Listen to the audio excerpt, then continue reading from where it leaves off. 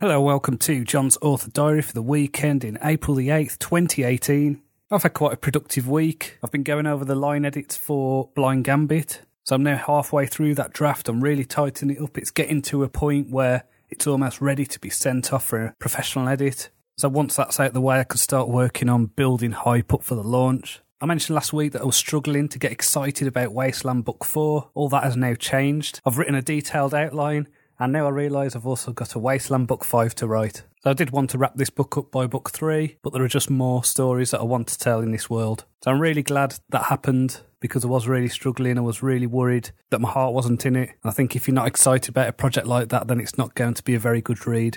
I've now got an outline that I'm really looking forward to writing. I also wrote another outline this week for the second point of view in my epic fantasy series. So this is the one where I've been world building for probably several years now. I've detailed outlines for 2 out of the 3 main point of view characters. Now, I don't want this thing to go out of control with lots and lots of POVs. I think that's the mistake I made with my ill-fated first novel, which ended up having 13 point of view characters.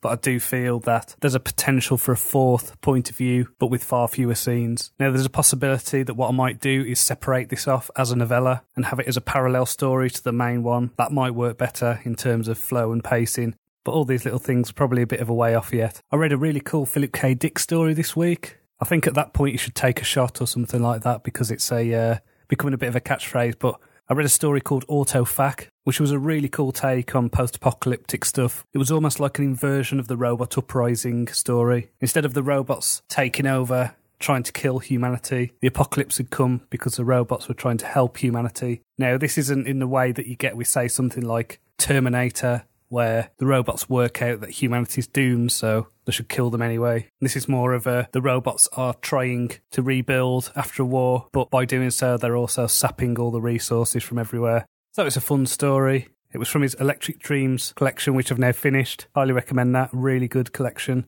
I'm also halfway through Leviathan Wakes by James S.A. Corey. Really liking the flow of this story. It does remind me a little bit of what I was trying to do with my very first novel, kind of political intrigue in space, but the authors have done a much better job than I would have done. As well as that, I listened to another series of psychology lectures, this time on personality. Now, I think I'm going to do more of this kind of thing, where I listen to lectures and read more history and philosophy, because I think anything like that will give me a better understanding of people and their motivations and the unintended consequences that actions can have. I think that'll be really good, really useful. I had a question this week from Charlotte. Charlotte asks, how can you call yourself an author if you are self-published? Well, I mean, all you need to do is look in a dictionary.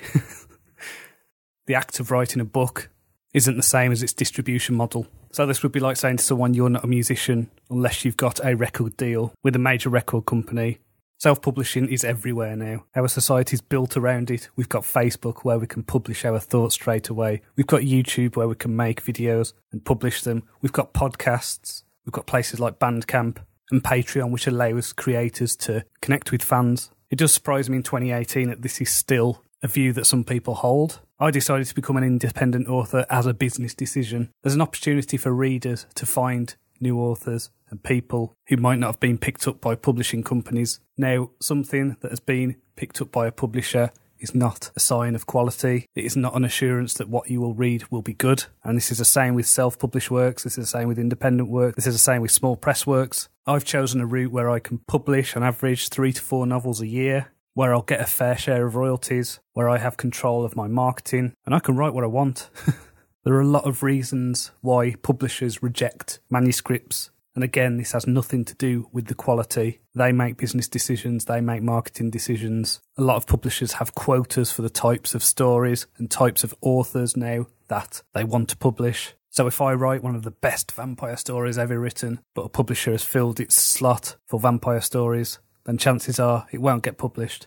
So for a business decision to go after something with less than a 1% chance of even making a penny seems daft to me. I do this full time because I can and because I've made enough money now to sustain me, but I could not do that if I had sent my novel to a publisher. Now, even if I had been accepted by an agent and then accepted by a publisher, the chances that this book would sell is going to be quite low. If a paperback doesn't succeed within the first 6 weeks, then it's usually removed from shops. So you're relying on an agent, a publisher, the bookshops, and so many other moving parts to play along. So even if I've had all these things work in my favour, that everything has fallen into place in terms of luck, in terms of being at the right place and right time.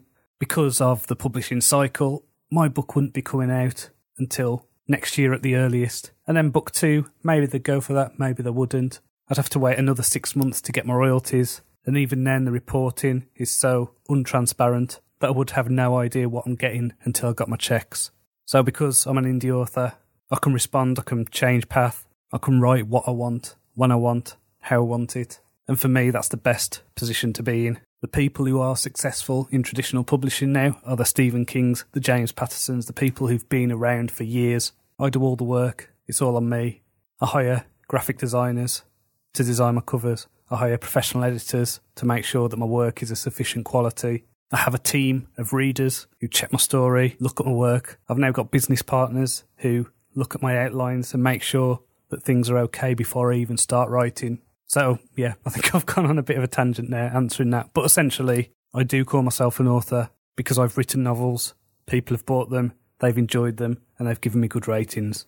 So if you have any questions, please email john@johncronshaw.com. That's JONCRONSHAW. You can also find me on Twitter. It's @JLCronshaw. I'm also on Facebook. It's John Cronshaw Author. And if you haven't done so already, you can read the prequel to my Wasteland series for free. Simply go to tinyurl.com/getmyprequel. So until next time, cheerio.